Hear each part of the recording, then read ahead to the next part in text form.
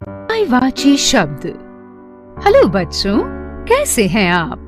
स्वागत है आपका हमारे इस वीडियो में। आज के अपने इस वीडियो में हम सीखेंगे पर्यायवाची शब्दों के बारे में। अच्छा बताइए, ये चित्र किसका है? बिल्कुल सही, ये एक घर का चित्र है। घर को हम और किन किन नामों से जानते हैं? सोचिए सोचिए। जी हाँ, मकान और भवन भी हम घर को ही कहते हैं। और घर, भवन और मकान एक जैसे अर्थ वाले शब्द हैं। बच्चों, पर्यायवाची शब्द उन्हें कहते हैं जब भिन्न भिन्न शब्दों का अर्थ समान हो, अर्थात एक ही शब्द के स्थान पर समान अर्थ वाले अलग अलग शब्द प्रयोग किए जा सके। बच्चों, पर्यायवाची शब्द को हम समानार्थक शब्द भी कहते हैं। चलिए थोड़ा और समझने की कोशिश करते हैं। इन दृश्यों को देखिए, यहाँ क्या हो रहा है? यहाँ पर हमें 3 चित्र दिख रहे हैं। एक चित्र में गंगा नदी है, दूसरे चित्र में बारिश हो रही है और तीसरे चित्र में एक शेर है। इन तीनों चित्रों में एक बात समान है, और वो क्या है? बच्चों, क्या आप बता सकते हैं? सोचिए सोचिए। सोच लिया आपने? बहुत अच्छे। चलिए अब मैं आपको बताती हूँ इन तीनों चित्रों में कौन सी बात समान है। देखो, पहले चित्र के लिए हम कह सकते हैं कि गंगा का जल पवित्र होता है। दूसरे चित्र के लिए हम ये कह सकते हैं कि बादल नीर बरसा रहा है। और तीसरे चित्र में हम देख रहे हैं कि शेर पानी पी रहा है। तो देखा आपने, यहाँ पर एक ही अर्थ बताने वाले अलग अलग शब्दों का प्रयोग किया गया है। जल, नीर, पानी, इन तीनों शब्दों के अर्थ यहाँ समान ही हैं, पर हमने इनका उपयोग अलग अलग वाक्यों में किया है और अलग अलग नामों से भी किया है। अतः बच्चों, हम ये कह सकते हैं कि ऐसे एक समान अर्थ बताने वाले शब्दों को पर्यायवाची शब्द कहते हैं। चलिए कुछ और उदाहरणों की सहायता से पर्यायवाची शब्दों को समझने की कोशिश करते हैं। सूरज चमक रहा है, सूर्य निकल आया है। यहाँ पर भी एक ही अर्थ बताने वाले अलग अलग शब्दों का प्रयोग किया गया है। सूरज और सूर्य। बहुत तेज बारिश हो रही है, आज वर्षा हो रही है।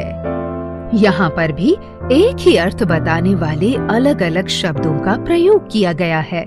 बारिश और वर्षा। पेड़ पर आम लगे हैं, यह आम का वृक्ष बहुत बड़ा है। बच्चों, यहाँ पर भी एक ही अर्थ बताने वाले अलग अलग शब्दों का प्रयोग किया गया है। पेड़ और वृक्ष। धरती हमारी माता है, हम सब पृथ्वी पर रहते हैं। यहाँ पर भी एक ही अर्थ बताने वाले अलग अलग शब्दों का प्रयोग हुआ है। धरती और पृथ्वी। रास्ते में घना जंगल पड़ता था, राम के साथ सीता और लक्ष्मण भी वन गए। बच्चों, यहाँ पर भी एक ही अर्थ बताने वाले अलग अलग शब्दों का प्रयोग हुआ है। जंगल और वन। बच्चों, चित्रों के माध्यम से अभी हमने देखा कि सूरज और सूर्य एक दूसरे के पर्यायवाची शब्द हैं। बारिश और वर्षा भी, पेड़ और वृक्ष, धरती और पृथ्वी, ये शब्द आपस में पर्यायवाची यानी कि एक ही अर्थ देने वाले शब्द हैं। जंगल, जंगल को वन भी कहते हैं। तो देखा आपने, जो शब्द समान अर्थ के कारण किसी दूसरे शब्द की जगह ले लेते हैं, उन्हें पर्यायवाची शब्द कहते हैं, या समान अर्थ प्रदान करने वाले शब्द पर्यायवाची शब्द अथवा समानार्थक शब्द कहलाते हैं। आइए अब कुछ और पर्यायवाची शब्द सीखते हैं। ईश्वर, भगवान, प्रभु, परमात्मा। माता, माँ, अम्बा जननी। पिता तात जनक पितृ। घर गृह सदन भवन। बेटी पुत्री कन्या तनया। बेटा पुत्र तनुज तनय। दिन दिवस वार वासर। हवा पवन समीर वायु। रात रात्रि निशा रजनी। आकाश आसमान नभ गगन। सुबह सवेरा प्रातः भोर। संसार दुनिया जग जगत। स्त्री महिला नारी औरत। शिक्षक गुरु अध्यापक आचार्य। फूल पुष्प सुमन कुसुम। शाम संध्या सायं सांझ। ये थे कुछ पर्यायवाची शब्द।